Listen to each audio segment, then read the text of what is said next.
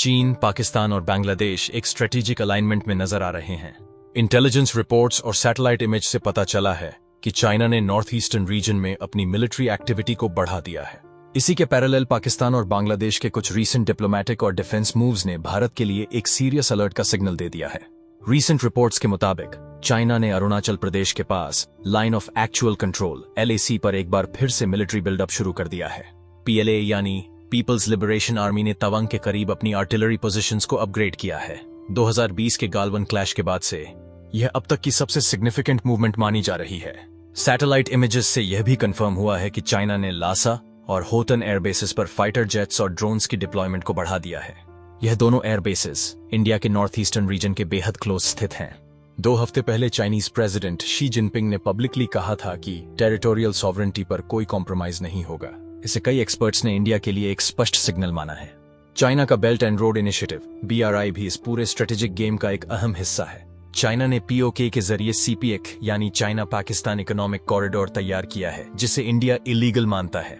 CPEC के जरिए China अब डायरेक्टली पाकिस्तान से जुड़ चुका है और स्ट्रेटेजिकली भारत को चारों तरफ से घेरने की कोशिश कर रहा है। पाकिस्तान ने भी हाल ही में कुछ ऐसे कदम उठाए हैं जिन्हें स्ट्रेटेजिक अलाइनमेंट के तौर पर देखा जा रहा है। पाकिस्तान आर्मी ने लाइन ऑफ कंट्रोल के आसपास कुछ नए बंकर्स और सर्वेलेंस टावर्स एस्टैब्लिश किए हैं। गिलगित बल्तिस्तान रीजन में मिलिट्री सप्लाईज और चाइनीज इंजीनियर्स की मूवमेंट देखी गई है।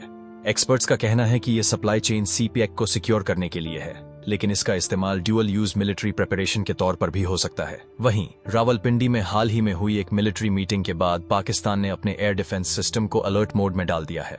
यह स्थिति चाइना के बॉर्डर बिल्डअप के साथ कोइंसाइड करती है। कुछ भारतीय रक्षा विश्लेषकों का कहना है कि अगर चाइना इंडिया के नॉर्थ ईस्टर्न सेक्टर में प्रेशर बनाता है तो पाकिस्तान वेस्टर्न फ्रंट पर एक स्ट्रेटेजिक डिस्ट्रैक्शन क्रिएट कर सकता है। बांग्लादेश परंपरागत रूप से भारत का एक ट्रस्टेड एलाई रहा है, लेकिन हाल की डेवलपमेंट्स ने कुछ चिंता पैदा की है। बांग्लादेश ने पेरा पोर्ट के लिए एक Chinese port development deal sign की, जिसमें चाइना की डायरेक्ट फाइनेंसिंग और इंजीनियरिंग इन्वॉल्वमेंट शामिल है। ढाका ने पिछले 6 महीनों में चाइनीज मिलिट्री इक्विपमेंट का इंपोर्ट भी बढ़ा दिया है, जिसमें सर्वेलेंस ड्रोन्स और लाइट नेवल एसेट्स जैसे उपकरण शामिल हैं। कुछ रीजनल एक्सपर्ट्स का मानना है कि बांग्लादेश एक न्यूट्रल स्टैंस अपनाने की कोशिश कर रहा है। एक और महत्वपूर्ण पॉइंट यह है कि बांग्लादेश में चाइनीज फंडेड मीडिया हाउसेस और कन्फ्यूशियस इंस्टीट्यूट्स के जरिए नैरेटिव इन्फ्लुएंस लगातार बढ़ रहा है, जो भविष्य में भारत के लिए एक लॉन्ग टर्म स्ट्रेटेजिक कंसर्न बन सकता है। भारत ने भी इस सिचुएशन को लाइटली नहीं लिया है। इंडियन आर्मी ने अरुणाचल प्रदेश, सिक्किम और लद्दाख में ट्रूप्स की रोटेशन तेज कर दी है। इंडियन एयरफोर्स ने तेजपुर, चबुआ और हासीमारा एयरबेसेस पर कॉम्बैट एयरक्राफ्ट्स तैनात किए हैं। राफेल जेट्स हाई अलर्ट पर हैं। इंडियन नेवी ने बे ऑफ बंगाल और अंडमान निकोबार कमांड को अलर्ट पर डाल दिया है, क्योंकि अगर चाइना अटैक करता है तो ईस्टर्न नेवल रूट भी एक्टिव होगा। नेशनल सिक्योरिटी काउंसिल की एक हाई लेवल मीटिंग हाल ही में हुई, जिसमें PM मोदी, NSA अजित डोवाल और CDS ने रीजन वाइज थ्रेट असेसमेंट किया।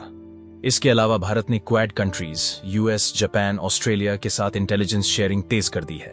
डायरेक्ट वॉर के चांसेस अभी लो हैं, लेकिन हाइब्रिड वॉर या बॉर्डर स्कर्मिशेस की पॉसिबिलिटी काफी हाई है। चाइना रणनीतिक दबाव, स्ट्रेटेजिक प्रेशर बनाना चाहता है, और पाकिस्तान बांग्लादेश का इनडायरेक्ट इन्वॉल्वमेंट पूरे रीजन को और कॉम्प्लेक्स बना रहा है। यह एक मल्टी डायमेंशनल थ्रेट है, मिलिट्री, डिप्लोमैटिक और साइकोलॉजिकल।